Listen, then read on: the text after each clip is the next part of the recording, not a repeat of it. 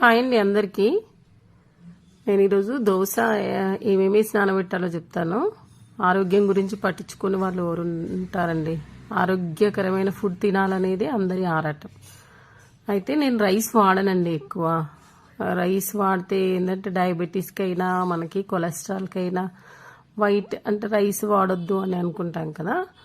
అందుకని నేను దోశకి ఏమేమి వేస్తానంటే పెసర్లు, రాగులు, సోయాబీన్స్, మినపప్పు, శనగలు, కొద్దిగా కొన్ని పిడికడన్ని బ్రౌన్ రైస్, ఇవన్నీ ఇంగ్రీడియంట్స్ అన్నీ కప్పు తీసుకొని ఓవర్ నైట్ 8 అవర్స్ అట్లా నానబెడతానండి.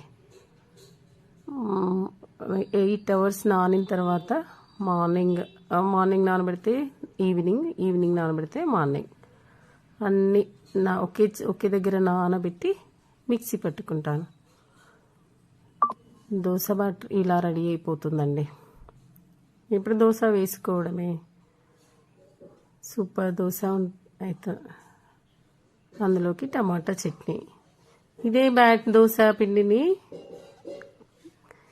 కారం దోశ కూడా చేసుకోవచ్చు. కారం దోశ ఏమీ లేదండి, అల్లం వెల్లుల్లి పేస్ట్, ఉప్పు, కారము అంతే. అవి కలుపుకొని ఈ దోశ పైన వేసుకొని వేడి దోశ తింటే చాలా టేస్టీగా ఉంటుంది.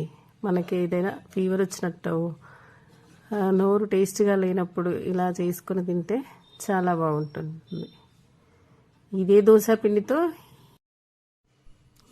పిండితో ఇందులోనే ఎగ్ కూడా వేసుకొని చేసుకుంటే అది కూడా రుచిగా ఉంటుందండి. దోశ చేసుకోవాలి అని అనుకుంటే చాలా రకాలుగా చేసుకోవచ్చు. హెల్దీ టేస్టీ దోశ రెడీ అయిందండి. అంటే రైస్ వాడకుండా చేయొచ్చా అని అంటే 100% చేయొచ్చు, బాగుంటుంది. Please like, subscribe, share. Thank you అండి.